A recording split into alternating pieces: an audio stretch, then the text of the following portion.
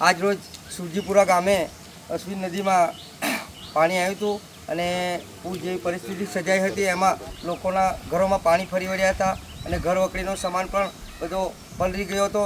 ત્યારે તિલકવાડાથી આપણા વિશાલભાઈ અને એમની ટીમ આજે સુરજીપુરા ખાતે મુલાકાત લીધી અને વિશાલભાઈનો આજે જન્મદિવસ છે એ અવસર પર આજે એમણે 20-25 ઘરમાં જે નુકસાન થયું હતું એ લોકોને કીટ આપી છે અને કીટનું વિતરણ કર્યું છે।